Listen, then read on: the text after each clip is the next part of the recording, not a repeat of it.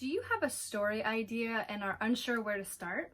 Or are you in the middle of a story and unsure of where to go next? As we are in October, Preptober to a lot of writers, as we are headed toward NaNoWriMo, I have a quick tip for you to help keep your story going.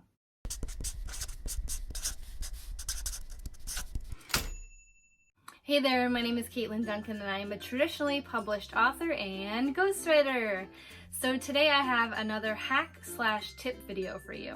If you missed the previous ones in which I covered the Comic Sans productivity hack, writing sprints, and using music to help your writing, I will link them in the cards above and in the description box below if you want to check them out. I know today is Monday and it's not exactly a writing vlog. Last week was a little strange for me as I'm sort of in a transitionary period between two projects. So there wasn't a ton of actual writing for me. Plus, I did two writing vlogs back to back, and I will link them again above in the cards and in the description box below if you're interested in looking at those. I'm also working on sort of a longer form writing vlog, which I will post hopefully very soon, so that's why you don't have one today.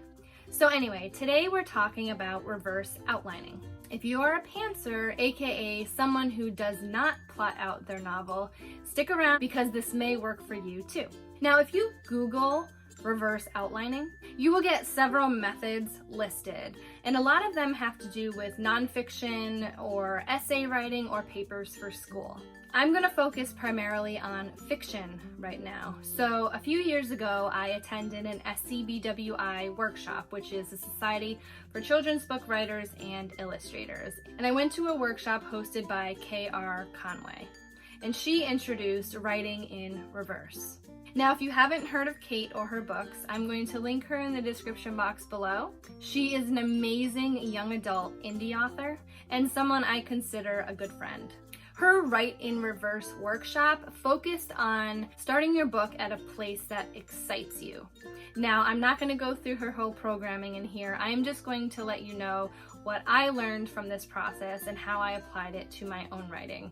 I recommend that if you ever get a chance to attend one of her workshops, you do, because she is so knowledgeable on this topic and has really helped me in my writing in using this method. So once you have that place which excites you, it's time to brainstorm how you get there. And this is where my love of list making really thrived. I could really wrap my head around this method, and it's something that I've used for a while now. Now, most notably, I used this method when I was writing my Sister's Secrets trilogy. Now, this was an age category jump for me as I was writing women's fiction. I was already contracted to write a series of novellas, so I had put a lot of pressure on myself to make it right. While I had already outlined the series, when I was writing each book, there were places where I sort of got stuck, and I was unsure where to go between what I had already written and the part which excited me. For example, in the first book, Rose's book, I was so excited to finally write the climax scene where my main character meets the mermaid. And I'm not going to go into too many spoilers here at this point, because I would love for you to read the book if you're interested. So I was several scenes before that, and I was sort of stuck on where to go next. So as I've said before, with digital first, sometimes the timeline can be very quick, so I wanted to make best use of my time. Now for me, when it comes to brainstorming, I find I get the most use of my time putting pen to paper versus working on a computer. So I pulled out a notebook and I put the scene I wanted to write at the top of the page. And then I started to work backwards. So meeting the mermaid was at the top of the page. Then I had to think about logically, how did my character make it to that point? Well, first of all, my main character had to actually get to that location. Okay, so why was she going there? Was it to meet someone? Did she have a reason for going there? Because at this point, she didn't know she was about to meet a mermaid. So say it was to meet someone.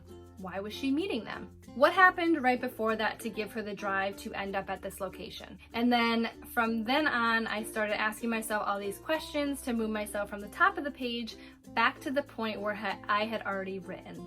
So as I answered these questions and found a logical progression on how my character went from A to B, I had a whole list of scenes in between that I was going to write. From there, I bridged the gap, and that was my goal. Again, as I said, this also has a logical progression, so instead of sort of meandering back and forth, I was able to see the step-by-step process on how to get from these two different plot points. Now, if you are getting your first draft down or are working in a NaNoWriMo month, keeping focus is key to achieving your writing goal, which is to finish that draft.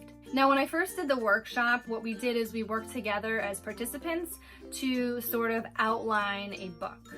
Now, this process can be used to outline a book, or as it did for me, it can help when I sort of get stuck.